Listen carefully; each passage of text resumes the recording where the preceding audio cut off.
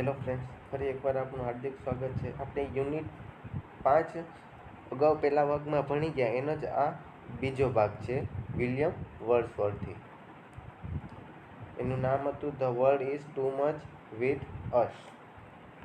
એનું જ આગળ ભણવાનું છે.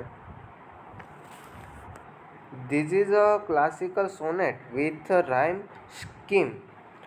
અબા અબા સીડી સીડી સીડી. આ એક સારામાં સારી કવિતા છે, જે સોનેટ છે સારામાં સારું, જેમાં કવિતા અબા અબા સીડી સીડી સીડી છે. It is written in iambic pentameter. આ છે એ 2 પદમાં લખેલી એક કવિતા છે, 2 ભાગમાં લખેલ છે. The poem says that the world is too much with people. કવિતા કહે છે, અથવા તો કવિતામાં કહેવામાં આવ્યું છે કે દુનિયા છે લોકો સાથે બહુ મોટી છે. They are lost in worldly affairs. દુનિયા જે લોકો છે એને દુનિયાના લોકો છે એને સંબંધો છે એ ગુમાવી દીધા છે. They pass their life in getting and spending.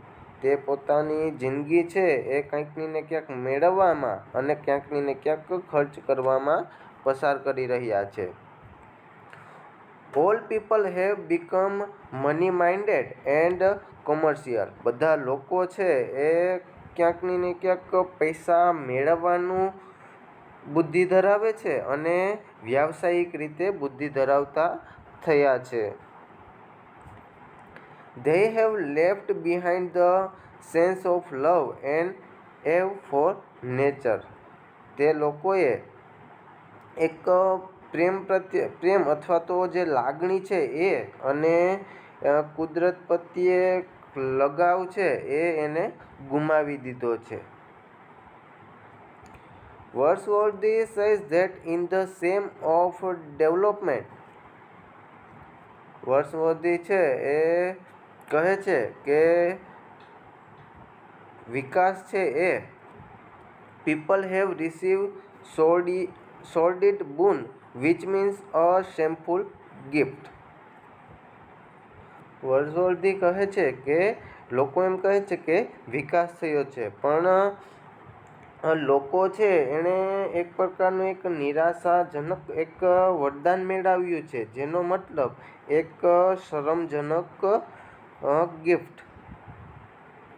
Workers are exploited by the owners who grow rich. જે કામદારો છે એનું એક્સપ્લોઇટેડ એટલે કે એનું જે માલિક છે એના દ્વારા શોષણ કરવામાં આવે છે, હુ ગ્રો રિચ. અને જે માલિક છે એ પૈસાદાર થાય છે. The rich becomes richer and the poor become poor. ગરીબ છે એ વધારે ગરીબ થતો જાય છે અને પૈસાદાર છે એ વધુ પૈસાદાર થતો જાય છે. ઇન ધ લાઇન 5 to 8, 5 થી 8 જે શરૂઆતની લાઈન છે એમાં the poet brings reader into the connect with nature. જે 5 થી 8 લાઈનો છે એમાં લેખક છે એ વાંચકોને કુદરત સાથેનો કોન્ટેક્ટમાં એટલે કે સ્પર્શમાં લઈ જાય છે. The sea bares her bosom to the moon. દરિયો છે એ એનું પાણી છે એ સમુદ્રને અડી જાય છે એવું બતાવે છે. The winds howl for hours. જે પવનો છે એ ડૂસકા ભરતા હોય એવું કલાકો સુધી ડૂસકા ભરતા હોય એવું દેખાય છે. Flowers are sleeping beautifully. જે ફૂલો છે એ સુંદર રીતે સૂઈ રહ્યા છે.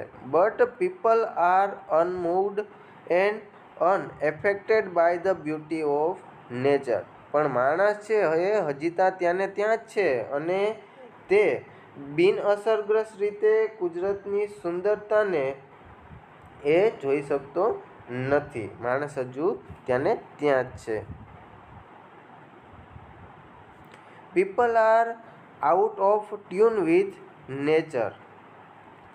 લોકો છે એ કુદરતથી અથવા તો કુદરતને છોડી અને બહાર નીકળ્યા છે. ઇન ધ લાઇન 9 to 12, 9-12 લાઇનમાં the poet reinforces the personal opinion. જે લેખક છે એ પોતાના વિચારોમાં વરસાદનું બળ નાખે છે, એટલે કે વરસાદ પડતો હોય એવું બળ નાખે છે. That people are unmoved by the force of nature. તેમ છતાં પણ લોકો છે એ એના બળથી, કુદરતના બળથી હજુ પણ એ ત્યાંથી હલતા નથી. The poet is much affected that he would like to turn into pagan. આ કવિતા છે એમાં એક અલગ પ્રકારની અસર જોવા મળે છે, જેમાં લેખક કહે છે કે માણસ છે એ એક અધર્મી તરફ વળાંક વળ્યો છે. હી મેન્શન્સ ગોડ સજેશન. તેણે ઉલ્લેખ કર્યો છે કે ગોડ એટલે કે ભગવાન સૂચન કરે છે that Christianity has failed to stop the tide of materialism. એ એવો ઉલ્લેખ કરે છે કે ભગવાને એવું સૂચન કર્યું છે કે ક્રિશ્ચિયાનિટી એટલે કે ખ્રિસ્તી ધર્મ છે એ લોકોએ ભૌતિકવાદમાં અમુક લોકો માને છે તો એની ભરતી કરવાનું એણે બંધ કરી દીધું છે, એણે સ્ટોપ કરી દીધું છે, કેમ કે માણસ છે એ કુદરતથી અલગ થવા માંડ્યો છે. In the last 2 lines of the sonnet. સોનેટની છેલ્લી 2 લાઇનમાં ધ પોએટ સેઝ ધેટ. લેખક કહે છે કે he would like to return to old times when people were in turn with nature. લેખક છેલ્લી 2 લાઇનમાં કહે છે કે લોકો છે એને પહેલાંનો જે સમય હતો એ પહેલાંના સમયમાં કુદરતની સાથે ટચમાં હતા એ રીતે પહેલાંના સમયમાં એને વળાંક વાળવો જોઈએ. હી રિફર્સ ટુ પ્રોટ્યુસ. તે એક પ્રકારનું લેખકે ઉદાહરણ આપતા અથવા તો સંદર્ભ આપતા કહ્યું છે કે ટુ પ્રોટ્યુસ એટલે કે બેક્ટેરિયા અથવા તો એક પ્રકારનું જે ભગવાન રૂપ ધારણ કરે છે એ રીતે. The old man of the sea and trident. જે દરિયાનો જે વૃદ્ધ માણસ છે એ અથવા તો ત્રિશૂળ. The son of the sea god Neptune. જે દરિયાદેવનો છોકરો એટલે કે Neptune. Proteus war ever changing. જે બેક્ટેરિયા અથવા તો જે રૂપ ધારણ કરે છે એ હંમેશા સતત બદલતા રહે છે. એન્ડ ફ્રાઇટનિંગ પ્રોફેટ એટલે કે એક ભયાનક અથવા તો એક પ્રકારના એ પ્રણેતા છે. હુ ન્યૂ એવરીથિંગ કે જે બધું જાણે છે. He reminds us of the sacrifice. એ આપણે યાદ કરાવે છે કે બલિદાન ક્યાંક અમુક જગ્યાએ બલિદાન આપવું જોઈએ.